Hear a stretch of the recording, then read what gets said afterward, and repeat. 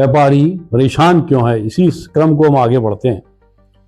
सरकार ने digital platform बनाए, ईज ऑफ डूइंग बिजनेस की बातें करी, फिर भी एक छोटा व्यापारी असहज महसूस करता है। क्यों महसूस करता है?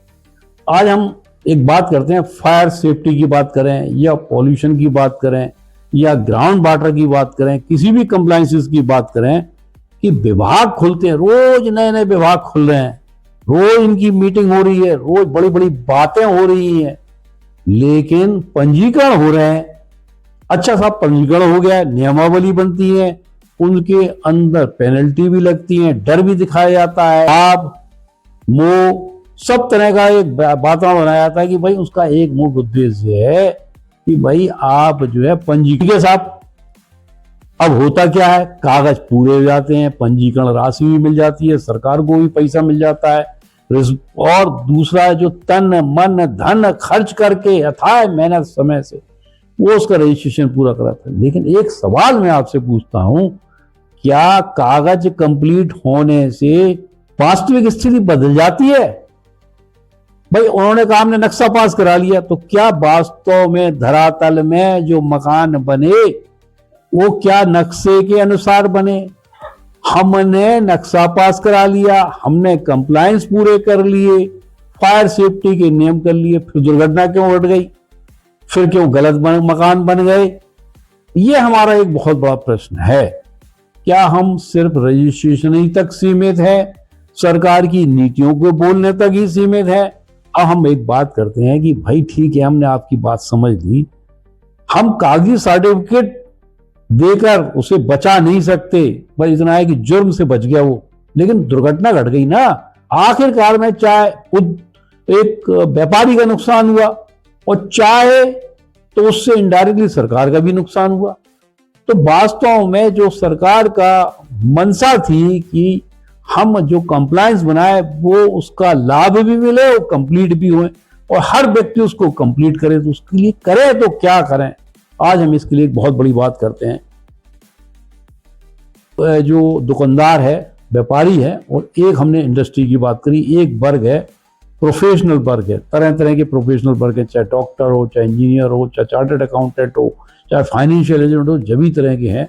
समाज के अंदर विभिन्न तरह के प्रोफेशनल्स हैं और जो समाज के साथ जुड़े हुए हैं और जिनकी प्रैक्टिस 40-50 साल हो गई है, अब उनको अपने इस ज्ञान को ऊपर नहीं ले जाना है, उन्हें यही छोड़ के जाना है। अब हम उन पे तो विश्वास कर सकते हैं। एक ट्रस्ट की कमी हो गई, सरकार और व्यापारी के बीच में एक ट्रस्ट की आवश्यकता होनी चाहिए कि हम इसको रजिस्ट्रेशन तक नहीं, कंप्लायंस को प्रैक्टिकली करवाएंगे। क्या मैं एक प्रश्न पूछता हूं आपसे, क्या सरकारी कर्मचारी, प्रशासनिक अधिकारी इस कार्य को कर सकते हैं? क्या वो डरा के करा सकते हैं?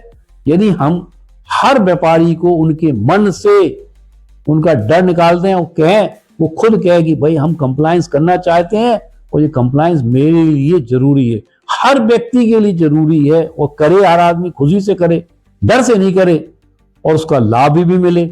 मान लो हमने कंप्लायंस कर दिए, पैसा लगा दिया, सब कुछ करा दिया, इंश्योरेंस भी करा दिया, रजिस्ट्रेशन करा दिया, लेकिन मालूम पड़ा ढाक के 3 बात, वो गलती से कुछ बात हो गई, दुर्घटना घट गई, वो आदमी बर्बाद हो गया, मर गया, और उसको कोई उसका सरकार का कोई बेनिफिट भी नहीं मिला। मान लो मिला भी तो 10 साल बाद मिला, जब तक 10 साल तक उसकी इंडस्ट्री चलेगी, बेचारा पहले ही तो मरा हुआ है, फिर और मर गया। पर सरकार ने उसके ऊपर एक पेनल्टी भी लगा दी, भाई आपने तो उसको कंप्लायंस ही पूरी नहीं किया। आखिर हमने व्यापारी को बचाया कि मार डाला कि चलो एक मॉडल बना दे। और सरकार ने, ऐसा नहीं है कि सरकार की नीतियों ने बनाया मॉडल, जो बनाया तो वो मॉडल को जिस तरह से बनाया, उस मॉडल का जनता पे, व्यापारियों पे, इंडस्ट्रियों पे कोई विश्वास नहीं है। वो बोल नहीं रहे, डर के मारे बोल नहीं रहे, क्योंकि अधिकारियों के खिलाफ बोलेंगे, जनता के राज सत्ता के खिलाफ बोलेंगे, कहेंगे आप देश के गद्दार। भाई हम इसका उपाय बताना चाहते हैं आपको, इसका समाधान है, बहुत सरल समाधान है कि भाई जो प्रोफेशनल्स हैं, जिनकी उम्र हो गई है, अब उनको सब तरह के सेटिस्फेक्शन, और दूसरा उनकी आमदनी भी बहुत ठीक ठाक है, वो ऐसा तो नहीं है कि हैंड टू माउथ है कि आप उनसे कुछ भी काम करा लो। हमने ऐसे प्रोफेशनल देखे हैं कि जो इस उम्र के अंदर इतने शक्तिशाली हैं कि उनसे आप कोई गलत काम नहीं करा सकते, ना वो करने के इंटरेस्टेड है, लेकिन जनता उनसे काम इसलिए नहीं कराना चाहती कि भाई उनसे उनको कोई बेनिफिट मिलेगा नहीं।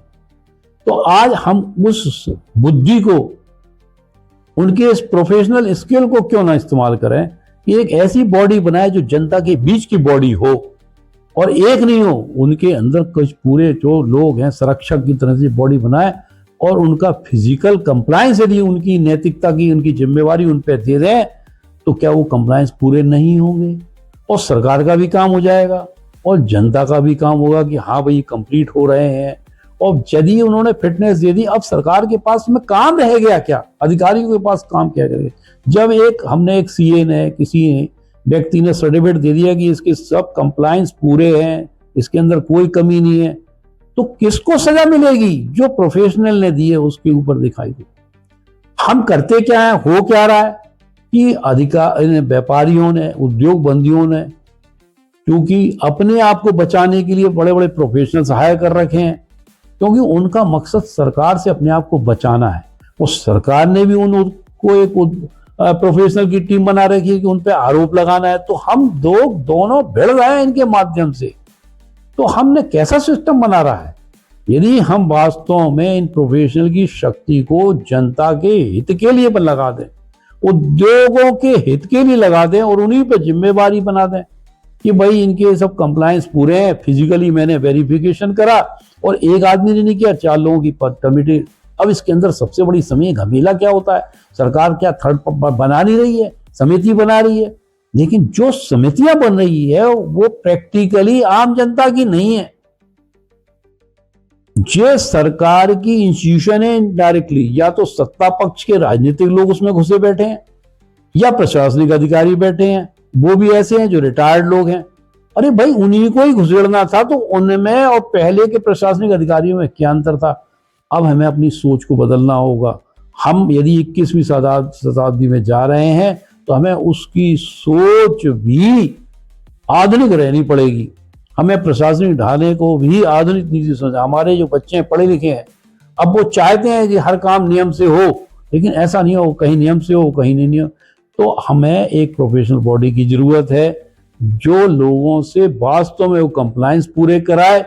अब इससे फायदा क्या होगा कि भ्रष्टाचार पूरी तरह से खत्म हो जाएगा, वास्तविक सुरक्षा बढ़ेगी। भाई आग लगने का डर ही नहीं, कहाँ भूमि का दुरुपयोग हो रहा है वो भी बिल्कुल जरूरी नहीं होगा। तो साथ ही साथ मालूम क्या होगा, इसके साथ एक बहुत बड़ी बात पैदा होगी कि ये छोटे छोटे उद्योग और जो फाइनेंसिंग के मॉडल हैं, ये छोटे छोटे उद्योग बड़े उद्योगों के साथ टाई अप हो जाएंगे। एक ऐसा क्लस्टर, एक माहौल क्रिएट होएगा जो हमारे देश को आत्मनिर्भर बनाएगा, स्वदेशी व्यवस्था को मजबूत बनाएगा। मैं तो ये चाहूँगा कि मैं एक पूरा इसका ड्राफ्ट सरकार इस पर संज्ञान ले और एक पूरा मैं प्रपोजल बना के भेजूंगा कि भाई आप वयोवृद्ध बौद्धिक प्रोफेशनल्स का सही उपयोग करें।